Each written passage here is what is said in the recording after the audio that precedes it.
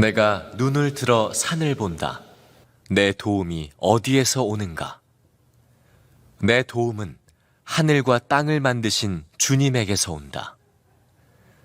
주님께서는 내가 헛발을 디디지 않게 지켜주신다. 너를 지키시느라 졸지도 않으신다.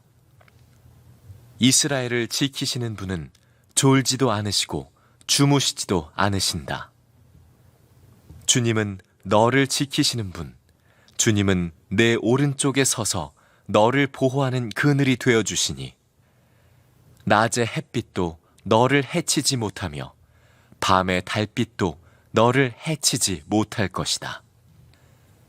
주님께서 너를 모든 재난에서 지켜주시며 내 생명을 지켜주실 것이다. 주님께서는 내가 나갈 때나 들어올 때나 이제부터 영원까지 지켜주실 것이다.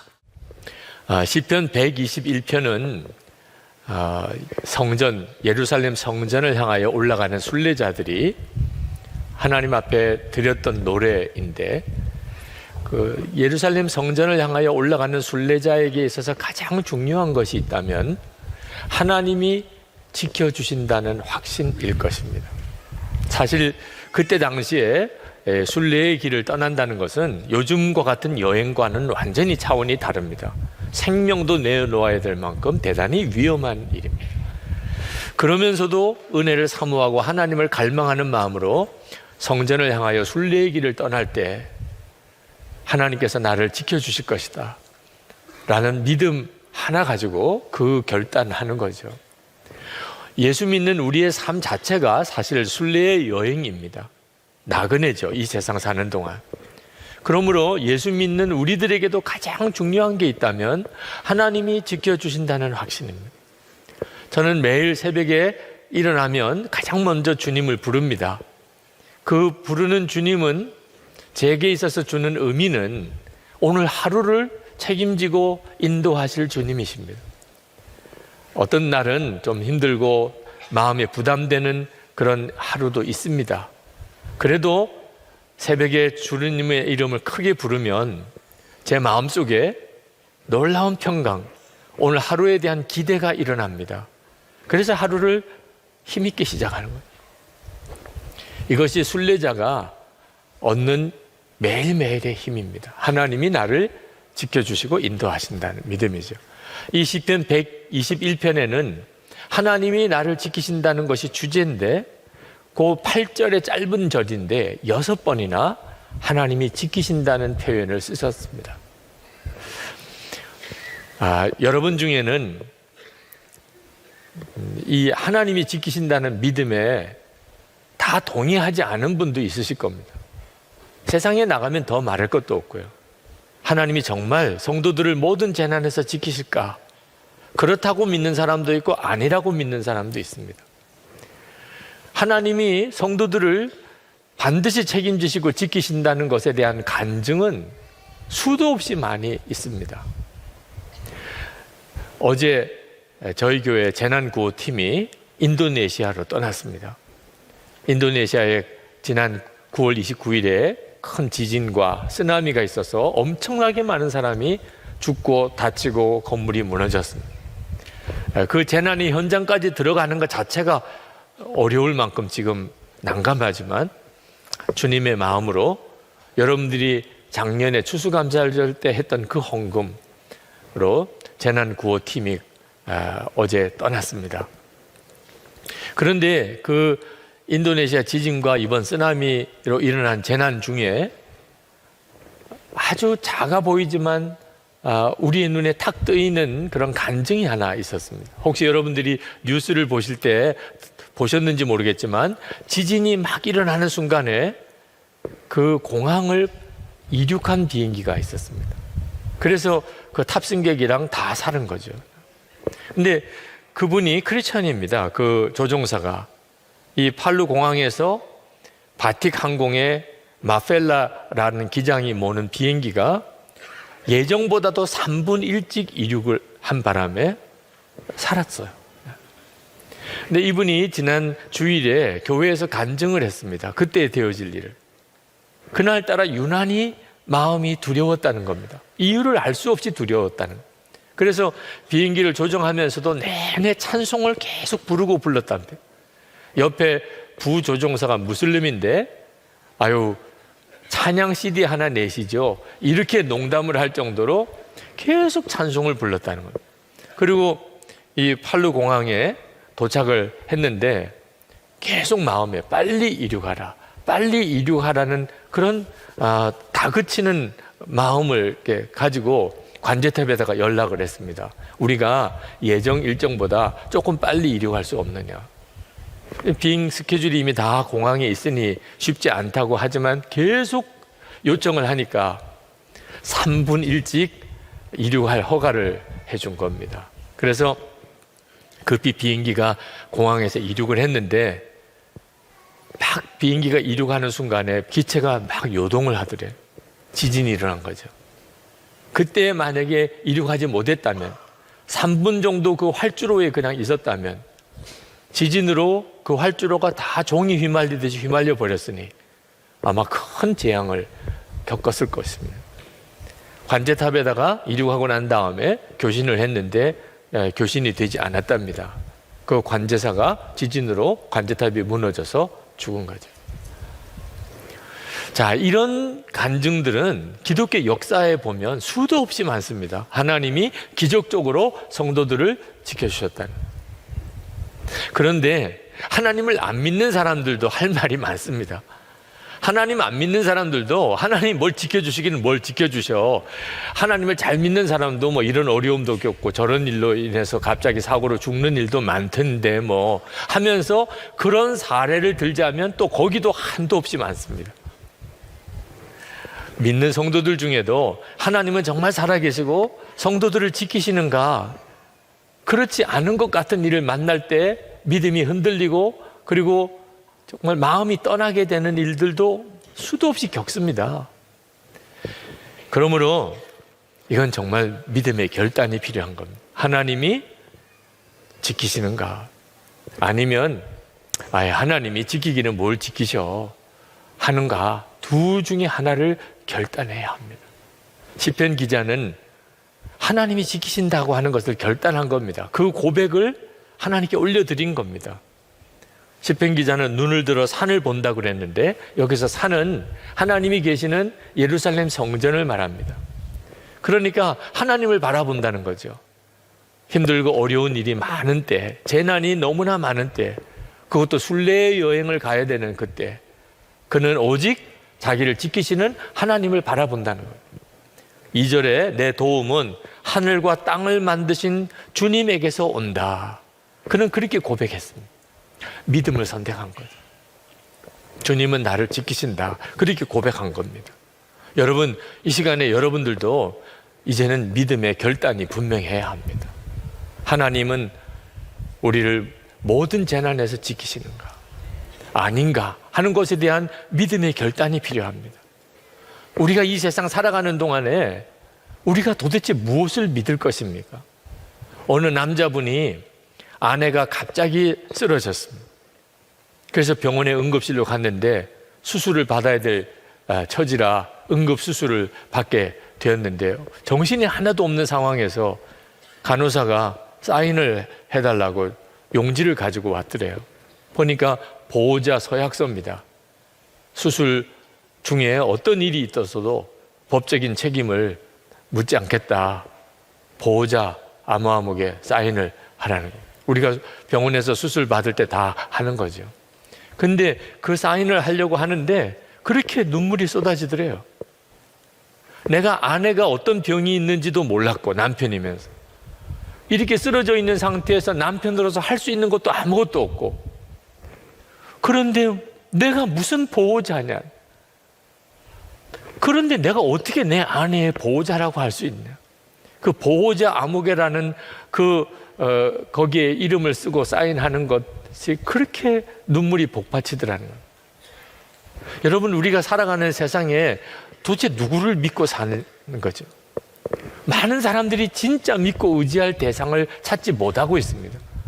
하나님을 믿는다는 사람조차도 하나님이 나를 반드시 지키실 거야 하는 확신을 갖지 못하고 삽니다.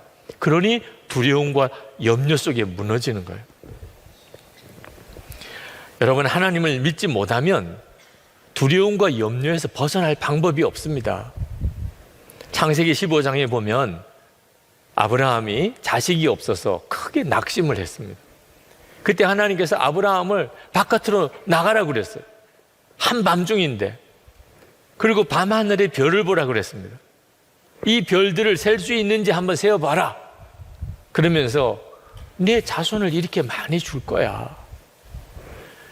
낙심해 있는, 자식이 없다는 것, 지금 내게 자식이 없다는 것 때문에 낙심해 있는 아브라함을 통해서는 하나님은 아무것도 하실 수가 없는 거예요. 하나님은 살아계시고 하나님은 아브라함에게 그 하늘의 별과 같이 많은 자손을 줄 수 있지만, 또 그렇게 하시겠다고 약속하셨지만, 그가 믿음의 눈을 뜨고 하나님을 바라보고 하나님의 약속을 바라보지 않는다면 그는 그 약속을 성취하는 삶을 살 수가 없는 거예요. 이스라엘 백성들이 출애굽하고 난 다음에 홍해 바다 앞에 섰습니다. 그때 이스라엘 백성들이 마음이 완전히 무너졌어요. 이제는 완전히 죽었구나. 모세에게 가서 막 항의를 했습니다. 애굽에 매장지가 없어서 우리를 여기 데려와서 이 광야에서 죽게 하느냐? 차라리 우리가 애굽 사람들의 노예로 살지라도 그게 훨씬 더 낫겠다. 그때 모세가 그 이스라엘 백성들에게 이렇게 말했습니다. 너희는 두려워 말고 가만히 서서 여호와의 행하시는 구원을 보기만 하라. 여러분, 보는 거 정말 중요합니다. 문제가 많고 어려움이 많고 재난이 많고 사고도 많고 하는 세상을 우리가 살지만 문제만 바라보면 우리는 결코 믿음의 사람으로 살 수 없습니다. 보는 것 때문에 그렇습니다.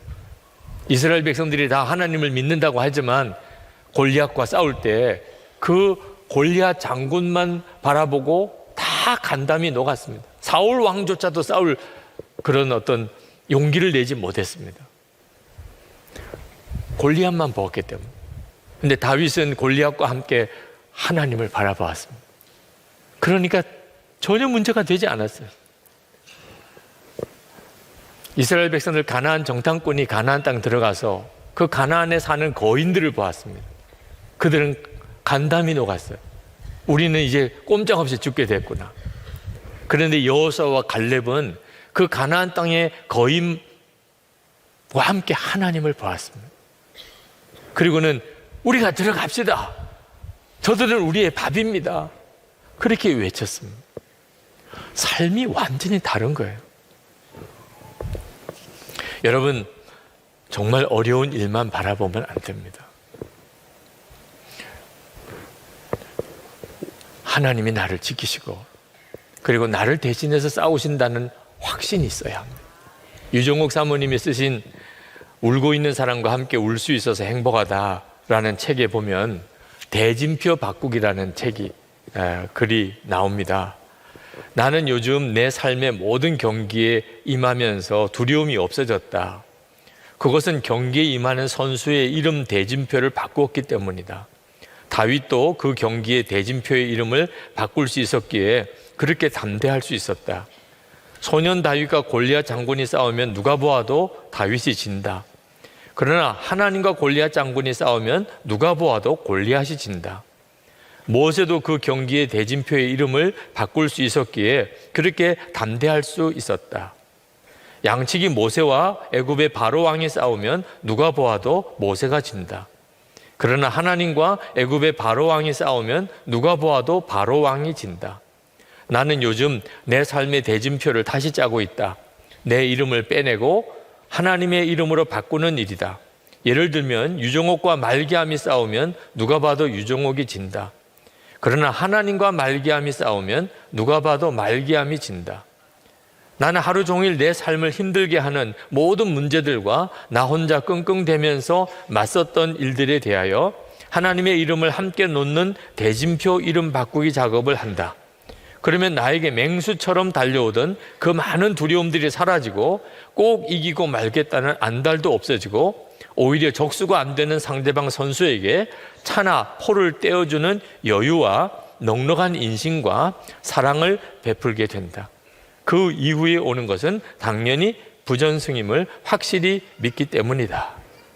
정말 멋있는 글을 쓰셨어요. 여러분, 이게 됩니까? 대진표 바꾸기.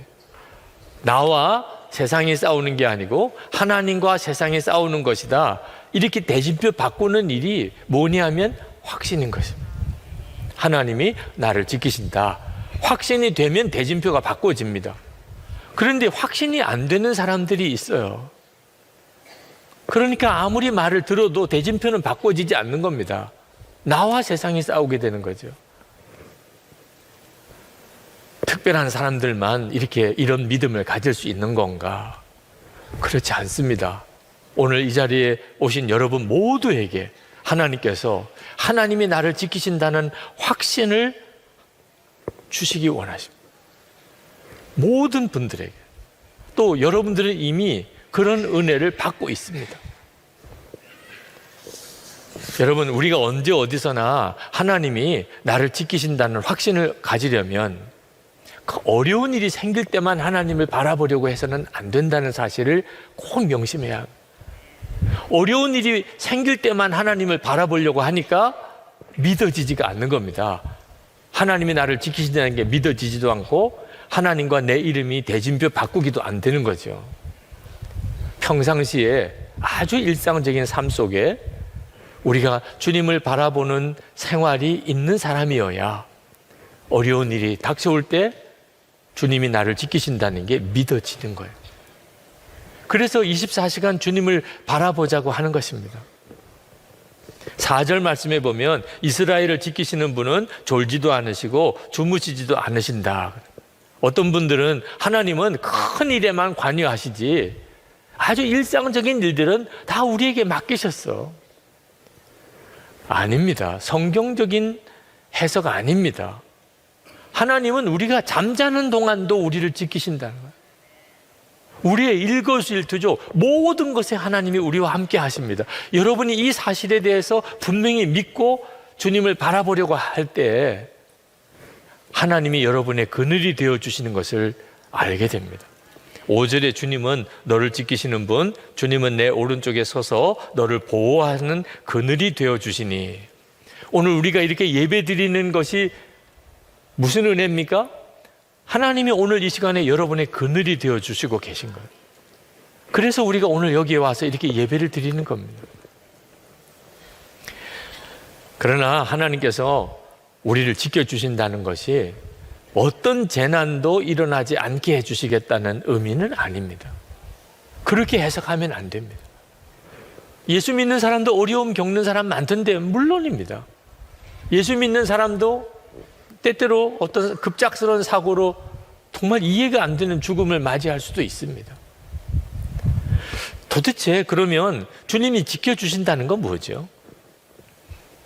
그 어떤 재난 중에도 우리를 보호해 주신다. 그 어떤 재난 속에서도 그것이 우리를 해하지 못하게 할 것이다. 그런 말씀입니다. 6절에 보면 낮의 햇빛도 너를 해치지 못하며 밤의 달빛도 너를 해치지 못할 것이다. 이게 정말 사실인가요? 그 다음 구절을 읽어봐야 됩니다. 7절 말씀에 주님께서 너를 모든 재난에서 지켜주시며 내 생명을 지켜주실 것이다. 8절에 주님께서 내가 나갈 때나 들어올 때나 이제부터 영원까지 지켜주실 것입니다. 하나님께서 우리에게 해주시겠다고 하는 약속의 말씀의 마지막 결론이 생명을 지켜주시겠다는 거예요. 그런데 이 생명이 육신의 생명입니까? 개역 성경에 의하면 내 영혼을 지켜주실 것이라. 8절에 보면 이제부터 영혼까지 지켜주신다고 하신 말씀을 보면 육체의 생명만 아니라는 걸 알 수가 있죠. 내 영혼을 하나님이 반드시 책임져 주신다. 그런 뜻입니다. 이 약속이 우리 안에 이루어졌어요. 우리 안에 주 예수님이 오셨잖아요. 여러분, 여러분의 영혼을 하나님이 지켜주시고 앞으로도 지켜주실 것이 확실합니까? 뭘 보고 압니까? 여러분 안에 예수님이 와 계신 거죠. 이게 얼마나 놀라운 일인지 아셔야 합니다. 시편 121편에 약속된 모든 말씀이 내게 성취되었다고 내가 확신하는 이유, 하나님이 내 영혼을 확실하게 지켜주시니까. 로마서 8장 36절 37절에 보면 초대교회 성도들이 예수님 때문에 종일 주를 위하여 죽임을 당하고 도살할 양같이 여김을 받고 그런 어려움을 겪는데도 자기를 사랑하시는 하나님으로 말미암아 넉넉히 이긴다는 고백을 합니다. 정말 어떻게 이런 믿음을 가질 수 있죠? 지금 예수 믿는 것 때문에 막 죽어나가는 거예요. 순교하고 못 박히고. 그런데 하나님의 우리를 사랑하시는 사랑으로 넉넉히 이긴다니. 아니, 그런 형편 속에 사랑이 어디 있어요? 38절 39절에 이렇게 담대하게 고백합니다. 내가 확신하노니 사망이나 생명이나 천사들이나 권세자들이나 현재일이나 장래일이나 능력이나 높음이나 깊음이나 다른 어떤 피조물이라도 우리를 우리 주 그리스도 예수 안에 있는 하나님의 사랑에서 끊을 수 없으리라. 아니, 도대체 어떻게 이런 확신 있는 선포를 할 수 있습니까? 지금 처지는 말할 수 없이 비참하고 너무나 억울하고, 그리고 이제 죽어나가는, 순교하는 그런 끔찍한 일이 막 벌어지고 있는데도 우리를 하나님의 사랑에서 끊을 수 있는 게 없을 거다. 이런 고백은 도대체 어디에 근거한 것입니까? 내 영혼에 주님이 함께 하시는 것이 확실하니. 주님은 나와 함께 계시고 내 안에 오셨고 나를 떠나지 않으시고 지금도 나와 함께 계시다는 것이 너무나 분명하게 믿어지니까. 그러니까 우리를 하나님의 사랑에서 끊을 수 있는 게 뭐냐? 예수님 때문에 죽어야 된다면 나 죽겠어. 그래도 하나님은 나를 사랑하셔. 도대체 뭘 근거로 그렇게 말하는 거죠? 주님은 내 안에 계시니까. 이것이 바로 하나님께서 영혼을 지켜주셨다는 증거입니다. 만일 여러분들이 어려움이 생기고 또 낙심스러운 일을 만나서 마음이 그냥 무너져 버리고 하나님도 원망스럽고 그런 일을 겪는다면 이유는 하나입니다. 어려운 일이, 너무 큰 어려운 일이 생겨서 그런 게 아니고 예수님과의 관계에 문제가 생겨 있는 겁니다. 요한복음 15장 6절에 보면 사람이 내 안에 거하지 아니하면 가지처럼 밖에 버려져 마르나니 사람들이 그것을 모아다가 불에 던져 사르느니라. 우리가 주님 안에 거하지 않으면 오직 이유는 그거 하나예요. 그러면 우리 영혼이 메말라져 버려요. 우리의 영혼이 메말라져 버리면 하나님도 어떻게 못하세요. 그냥 밖에 버려짐을 당하는 거예요. 시편 기자는 눈을 들어 산을 본다고 그랬는데 우리는 우리 안에 임하신 주님 안에 거합니다. 시편 기자와 우리는 너무나 다른 은혜를 받고 있어요. 하나님은 저 높은 예루살렘 산에 있는 성전에 계신 게 아니고 지금 내 마음의 심령에 와 계십니다. 그러니 하나님이 나를 지키신다는 것은 우리의 소망이 아니고 우리의 확신입니다. 내 안에 오셔서 지금 내 영혼을 주님이 책임져 주셨으니 하나님께서 나에게 유익하지 않은 것을 주실 리가 없는 거죠. 여러분이 그 사실을 믿으십니까? 여러분의 영혼이 복되면 두려움과 염려가 떠납니다. 한번 인도네시아에 예배당을 건축하고 봉헌 예배를 드리러 선교팀과 함께 갔던 적이 있었습니다. 떠날 때만 해도 우리의 마음엔 기쁨이 넘쳤어요. 인도네시아이지만 그곳에 예배당을 마련하고 그리고 그 마을에 교회가 개척이 된 것이 얼마나 감사한지. 그런데 인도네시아 현지에 가서 두려움에 사로잡혔습니다. 그 담임 전도사님이 너무너무 두려워하는 거예요. 왜 두려워하시냐 그랬더니 봉헌 예배 때 그 마을의 무슬림들이 다 봉헌 예배 때 오겠다고 한다는 거예요. 아니, 세상에 교회 봉헌 예배 때 왜 무슬림들이 다 오기로 했냐 그랬더니 그들이 교회 예배당 건축 과정에서 너무 감동을 받았다는 거예요. 무슬림 과격 단체들이 예배당 허물고 불태우겠다고 협박이 왔는데 마을 사람들이 다 지켜주었다는 겁니다. 이건 건드리지 마시라. 왜 그런 일이 일어났냐고 물었더니 예배당을 건축해 나가는데 마을 사람들이 와서 묻더래요. 자꾸 당신들 정말 가난한 사람 10명, 그 마을에 제일 가난한 사람 10명밖에 안 되는데 어떻게 이런 큰 예배당을 짓느냐. 전도사님이 한국에 있는 교회에서 건축원금을 보내주어서 짓는다고 하면 그 무슬림들인 그 사람들이 성전 못 짓게 하고 회방하고 할까봐 하나님이 보내주셨다고 그렇게 이야기를 했대요. 그랬더니 이분들이 깜짝 놀라더래요. 진짜냐고 묻더래요. 그렇다고 하나님이 보내주셨다고. 와, 너희들이 믿는 하나님은 정말 살아계신 하나님인가 보다. 그렇지 않고서 어떻게 이렇게 너희들이 예배당을 짓겠냐. 그래서 예배당 건축 현장에 나와서 도와주고 지켜주고, 그리고 이제 예배당이 다 지어지니까 너무 자기들도 기뻐서 봉헌 예배 오겠다는 거죠. 그런데 그 헌금을 보낸 한국에 있는 교인들과 교회가 가서 봉헌 예배 드리면 어떤 일이 벌어지겠나. 전도사님이 너무너무 두려운 거예요. 저희들도 갑자기 두려워지더라고요. 이게 무슬림들이 예배당 가득히 모여서 있는데 우리가 어떻게 해야 되나. 우리가 헌금했다고 말할 수도 없고, 그러면 왜 왔냐, 또 이거 뭐라고 설명을 해야 될까. 청년들이 특별 공연을 준비를 해서 갔는데 연습을 못하는 거예요. 무서워서. 저는 더하죠. 설교를 해야 된다니까. 저는 아니 도대체 이런 상황에서 어떻게 설교합니까? 준비해 간 설교는 있었어요. 아주 강력한 십자가의 복음, 그 교회 성도들에게 분명한 십자가의 복음을 전해주는 그런 계획이 하나님에게 있나 보다. 그래서 십자가의 복음을 설교에 담아서 갔습니다. 그런데 설교 듣는 대상이 갑자기 무슬림이 된 겁니다. 게다가 그들은 굉장히 아주 강하게 적대감을 기독교에 가지고 있었던 사람들. 거기에 예수님의 십자가의 복음을 전했다가 그분들이 만약에 반발을 하기 시작하면, 그러면 저희들이 아마 빠져나오면 상관이 없지만 그 전도사님과 교인들과 교회는 어떻게 되겠냐 말이에요. 예배당에 들어가서 이 봉헌 예배가 시작되기 전까지 기도했습니다. 하나님, 제가 여기서 어떻게 설교해야 됩니까? 이런 상황에서 제가 무슨 설교를 해야 됩니까? 복음을 전하지 말아야 됩니까? 그러면 제가 거기까지 간 이유가 또 없잖아요. 근데 하나님께서 말씀으로 제 마음속에 있는 두려움이 싹 사라지게 해주셨어요. 요한일서 4장 18절 말씀에 사랑 안에 두려움이 없고 온전한 사랑이 두려움을 내어 쫓나니. 그렇구나. 이 두려움이 사랑으로 내어 쫓기는 거구나. 하나님께서 뭘 전하라고 하시는지를 명확하게 알겠어요.